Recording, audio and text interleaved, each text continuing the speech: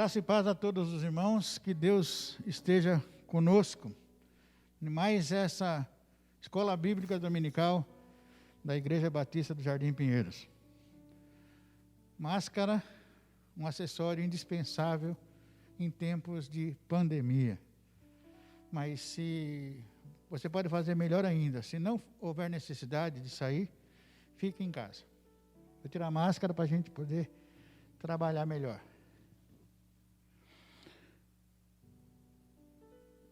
Na nossa escola de hoje, nós vamos estudar a lição 14.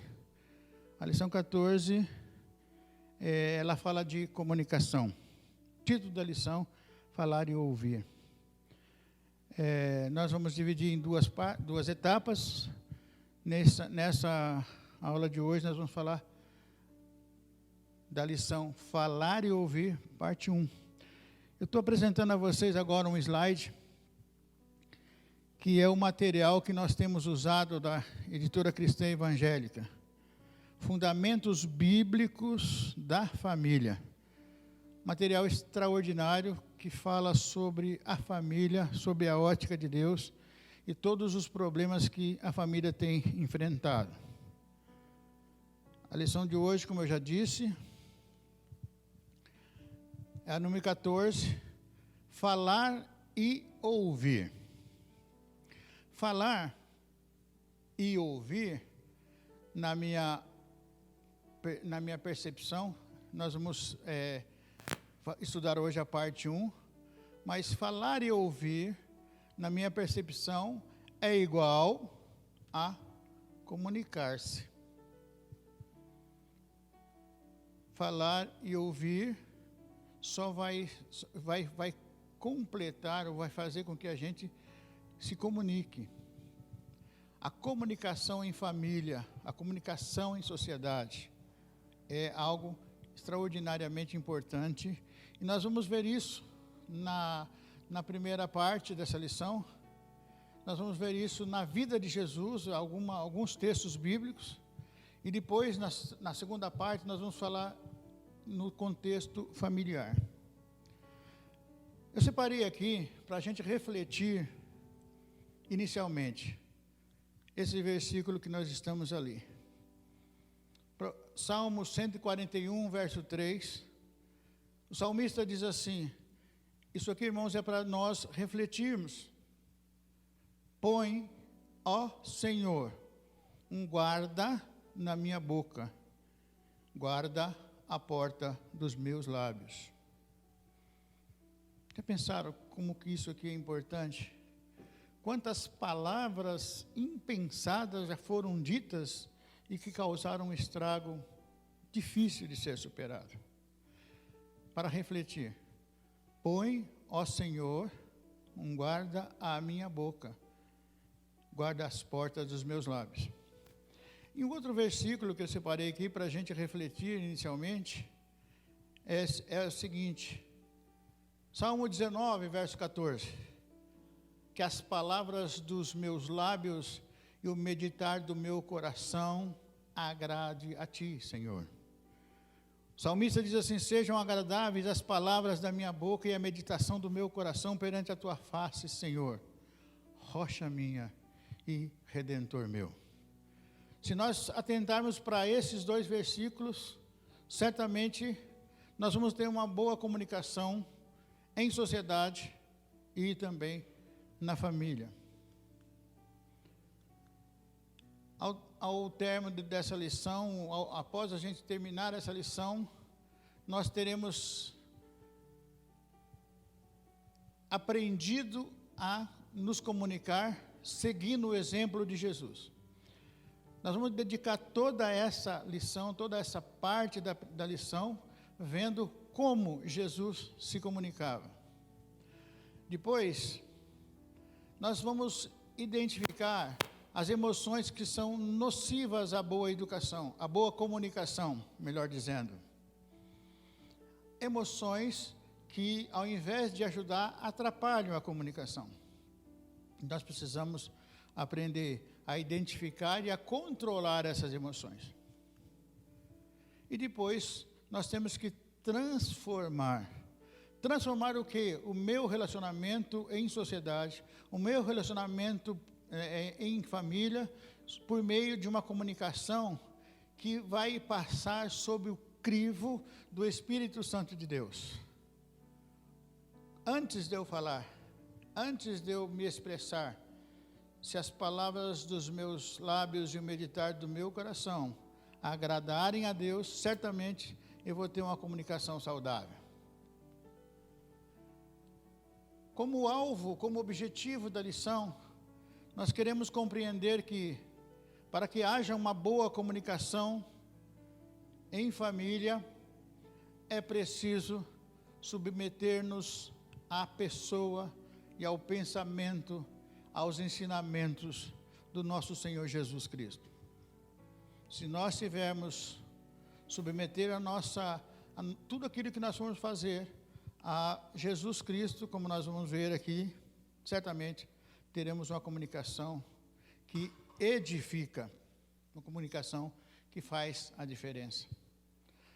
Quando um homem de Deus, quando alguém abençoado abrir a sua boca, é para edificar. Isso que Deus espera de mim e de você.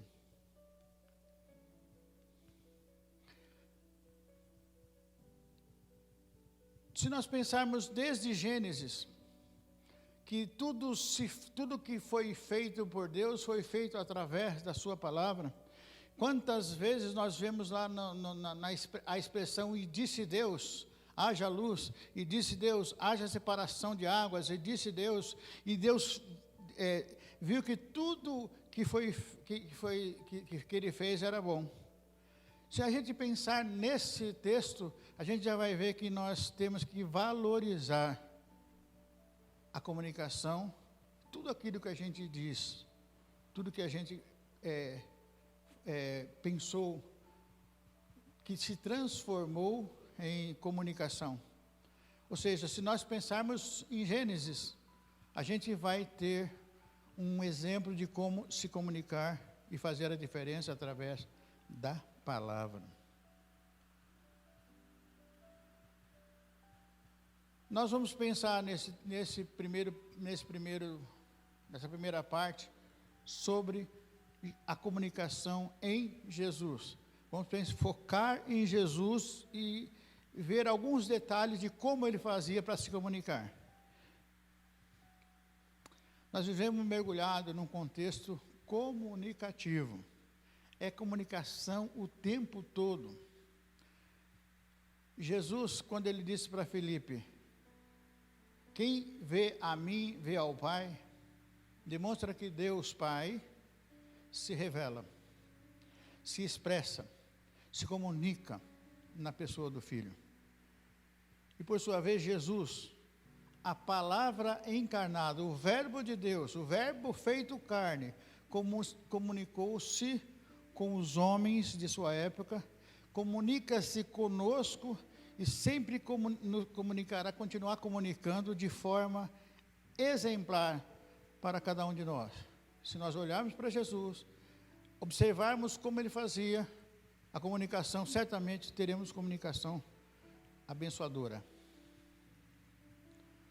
Jesus, antes de se comunicar, ele falava no momento apropriado. Quando Jesus foi levado à cruz, diz a palavra de Deus, como uma ovelha muda, ele não abriu a boca. Ou seja, ali não era o momento de falar. Em outras oportunidades, ele usou a palavra para fazer a diferença. Jesus sabia o momento apropriado de falar, o momento apropriado de se calar. Lembra que quando ele foi preso, Pedro tentou defender, ele falou, você acha que se eu rogasse ao Pai, ele não mandaria aqui miríades de anjos para me livrar? Mas convém cumprir o que está escrito, e a vontade é de Deus. Em primeiro lugar, Jesus falava no momento apropriado. Outra característica de Jesus, ele dava atenção ao interlocutor. Não tem coisa mais desagradável do que você estar falando com alguém e de repente você sentir que está falando sozinho, que a pessoa não está te ouvindo. Hoje em dia é muito comum a gente se sentir assim. Às vezes está tentando conversar, expor alguma coisa, a pessoa está lá no celular, ou está fazendo uma outra coisa, ou está com o pensamento bem longe, e você sente que está falando sozinho. Jesus dava atenção ao seu interlocutor. Ele fazia questão de dialogar, de abrir um diálogo construtivo. Jesus sabia ouvir. Quantas vezes Jesus falou assim, olha, quem tem ouvidos, ouça. A gente escuta e não ouve. Respeitava a natureza do seu interlocutor. Pedro era um pescador chucro, e ele muitas vezes falou, Pedro, com amor, Pedro, você me ama. Então ele tinha o respeito ao interlocutor, a natureza da pessoa. Sempre começava uma conversa de forma proveitosa.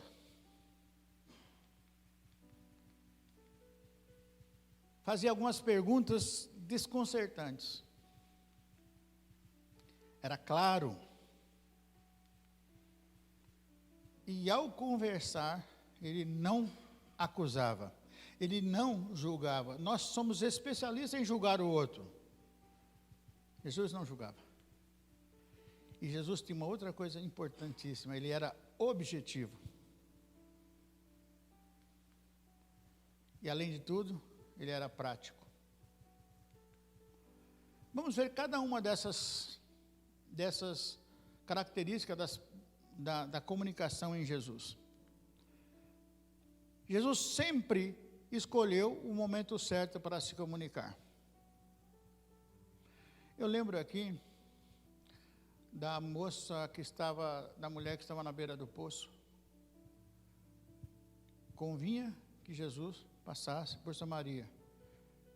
Jesus precisava se comunicar com ela, para através dela se comunicar com os samaritanos. Quando Jesus encontrou o jovem rico, ele deu toda a atenção possível. Jesus dava atenção ao interlocutor. Veja o que diz o texto. Eis que aproximando dele um jovem, disse-lhe, bom mestre, o que farei para conseguir a vida eterna? E ele disse, percebe? Ouviu, deu atenção, está respondendo, por que você me chama bom? Não há bom senão um só, que é Deus. Se queres, porém, entrar na vida, guarda os mandamentos. E aí ele pergunta quais? Jesus disse, não matarás, não cometerás adultério, não furtarás, não dirás falso testemunho, honra o teu pai e a tua mãe, amarás o teu próximo como a ti mesmo. E a conversa seguiu, ele disse que faria tudo isso, e Jesus mostrou para ele que faltava ainda alguma coisa. Mas quando Jesus diz assim para ele, por que você me chama bom? Aqui, irmãos, a gente tem que ter um pouco de entendimento, porque às vezes dá a impressão que ele chamou bom mestre, como se fosse bajulando Jesus para poder ter o que queria. Quando Jesus pergunta, por que você me chamas bom? Jesus está dizendo para ele assim, ó, você entende o que você está falando? Bom, só há um que é Deus. Será que você realmente está reconhecendo em mim a minha divindade? Ou simplesmente você está querendo fazer uma bajulação para conseguir o que você quer? Jesus dá toda a atenção a ele, diz para ele o que deve ser feito, e mesmo assim ele fica triste e não. Quando Jesus dava atenção, automaticamente ele estava abrindo possibilidade de um diálogo.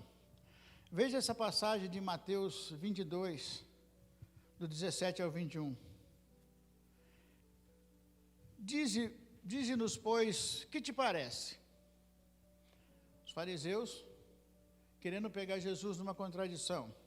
É lícito pagar tributo a César ou não? Jesus, porém, conhecedor da malícia do seu coração, disse: por que vocês estão tentando me experimentar? E ainda usa a palavra hipócritas. Pega uma moeda. De quem é a efígie dessa inscrição? Eles eram de César. Aí Jesus diz: então, dai a César o que é de César e a Deus o que é de Deus. Um diálogo que fez com que os fariseus tivessem noção de com quem eles estavam falando. Jesus sabia ouvir. Aqui no ouvir, eu destaco a mulher de Samaria que foi tirar água. A mulher disse para ele: como, sendo tu judeu?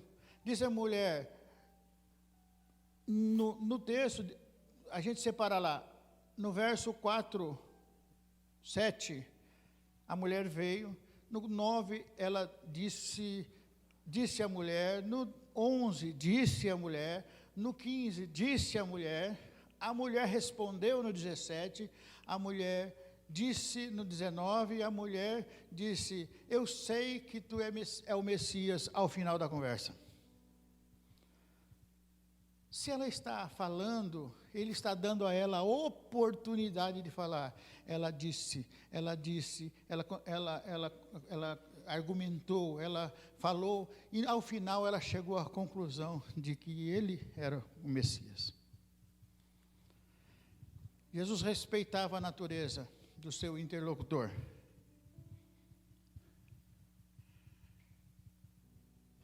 A natureza de Pedro era difícil. Lembra de João 21? Pedro, amas-me? Apacenta os meus cordeiros, apacenta as minhas ovelhas. E a terceira vez ele ficou entristecido, porque o Senhor perguntou, mas o Senhor conhecia a natureza de Pedro, precisava fixar isso na vida dele. Jesus sabia iniciar uma conversa, ele sempre iniciava suas conversas de maneira proveitosa, ele sempre usava as escrituras e a experiência de cada personagem. A mulher de Samaria é um exemplo, a experiência dela era uma experiência terrível, ele usou a experiência dela em favor dela própria, ela fez uma reflexão e se converteu. Jesus fazia perguntas. Por que me chamas bom? Ele falou para o jovem. Essas perguntas iam no fundo do coração. Não sabeis o que pedir, quando ele estava disputando um lugar contra ele, ao lado dele. Jesus expressava-se com clareza. Jesus conduzia a conversa, aclarando o assunto com ilustrações, atraindo a atenção e estabelecendo contato com a mente da pessoa. Na parábola do semeador, na parábola da ovelha, da dracma, nas parábolas de modo geral, ele conduzia a conversa até que a gente chegasse ao entendimento pelas ilustrações que fazia. Ele era prático e objetivo. Jesus disse: vai-te, Satanás, porque está escrito, ao Senhor teu Deus adorarás e só Ele servirás. Em Mateus 4:10. Mais objetivo do que isso, mais prático do que isso. Quando o samaritano atendeu aquela pessoa que ficou caída no caminho lá, que foi pega por salteadores, Jesus pergunta: qual deles é o seu próximo? Eles responderam: aquele que usou de misericórdia. E ele diz assim: olha que praticidade, vai e faz do mesmo jeito, vai e age da mesma maneira. Quando nós reunimos todos esses detalhes, olhamos para Jesus e prestamos atenção na sua forma de comunicar, na sua forma de falar no tempo certo, na sua forma de ouvir, na sua forma de ser prático, na sua forma de ser objetivo, se eu colocar isso como ensinamento para a minha vida, eu certamente vou ter uma comunicação mais eficiente. Uma comunicação que faz a diferença. Uma comunicação que realmente edifica.